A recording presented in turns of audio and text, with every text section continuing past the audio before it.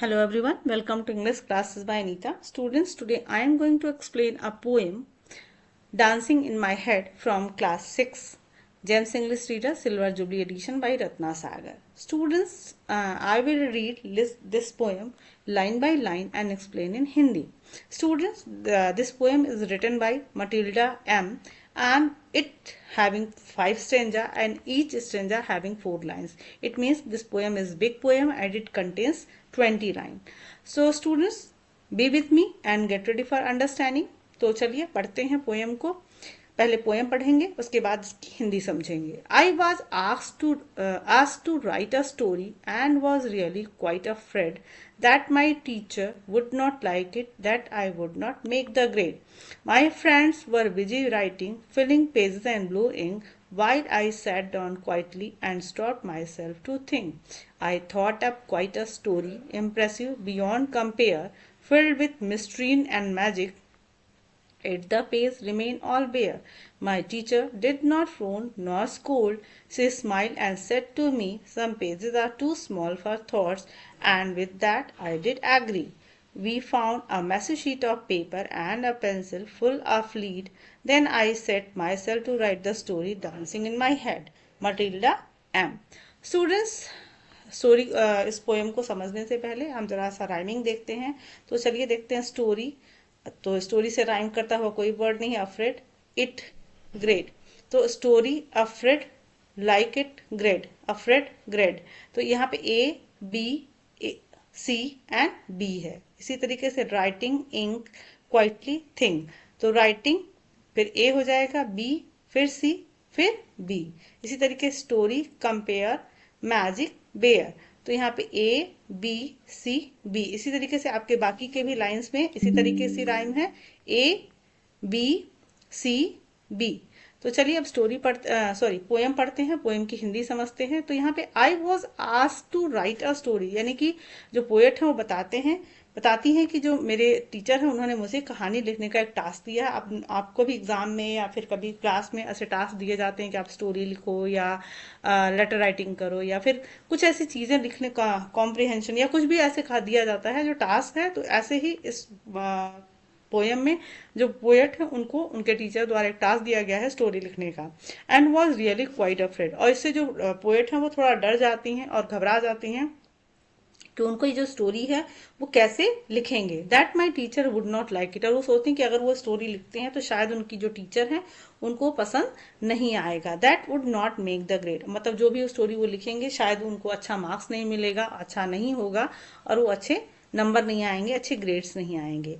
My friends were busy writing, अब वो बताती है कि जब मैं सोच रही थी कि मैं पोएम को कैसे लिखूं या क्या करूं, तो उस समय मेरे जो फ्रेंड्स थे वो बिजी थे, मतलब लिखने में व्यस्त थे। वो उनको कहानी समझ में आ रही थी और वो लिख रहे थे। Filling pages with blue ink, और उनको जो पेजेस मिले थे वो ब्लू इंक से, नीले इंक से वो उसको भर रहे थे, यानी कि पेन से वो लगातार राइटिंग कर रहे थे, लगातार स्टोरी लिख रहे थे। While I sat down quietly, जबकि मैं क्या कर रही थी, चुपचाप बैठी हुई थी। And stop myself to think, और मैं चुपचाप अपने चीजों को, अपने मतलब जो मेरे दिमाग में विचार चल रहे थे मैं उसके बारे में सोच रही थी।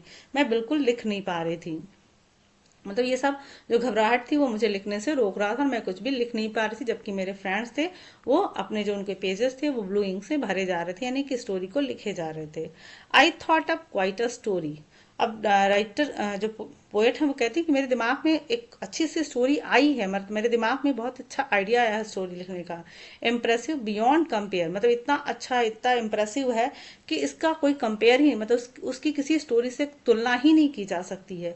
Filled with mystery and magic, मतलब जो मेरा स्टोरी है वो मिस्ट्री, रहस्य है और उसमें जादू है। मतलब जो मैंने स्टोरी सोची है लिखने को, उस स्टोरी में पूरा पूरा बहुत सारा रहस्य है और मैजिक भी है, जादू भी है। Yet the page remained all bare, यद्यपि कि जो मेरा पेज है, अभी भी जो मेरे पास पेज है वो मेरे खाली पड़ा है, उस पर कुछ भी नहीं लिखा गया है, क्योंकि ये सारे जो आइडियाज हैं वो अभी मेरे दिमाग में है। My teacher did not frown nor scold, she smiled and said to me, अब जो मेरे टीचर हैं जो क्लास में वो राउंड ले रही हैं और जब वो मेरी सीट को खाली, मेरे पेजेस को देखते हैं और मैंने कुछ लिखा नहीं है, तो मेरे टीचर ना ही मेरे पर गुस्सा होते हैं, नॉर स्कोल्ड, ना ही मुझे डांटते हैं। She smiled and said to me, मतलब वो सिर्फ, जो मेरी टीचर है वो सिर्फ मुस्कुराती हैं और वो मुझसे कहती हैं some pages are too small for thoughts. तो कहते हैं कि बहुत बार ऐसा होता है कि जो पेजेस हैं वो हमारे विचारों से छोटे पड़ जाते हैं, मतलब जो हमारे दिमाग में बहुत बड़े बड़े विचार आते हैं और उसको पेजेस पे लिखना इम्पॉसिबल हो जाता है। मतलब कभी कभी क्या होता है कि हम अपनी चीज़ों को, हम बहुत सारी चीज़ें सोच रहे थे, हमारे दिमाग में बहुत सारी बातें चलती हैं, लेकिन हम उसको पेजेस पे एक्सप्रेस नहीं कर पाते या उसको हम लिख नहीं पाते। बहुत बार ऐसा होता है ना कि हम एग्जाम में जाते हैं, हमें बहुत सारी चीज़ें समझ में आती हैं, लेकिन हम एग्जाम में लिख नहीं पाते हैं।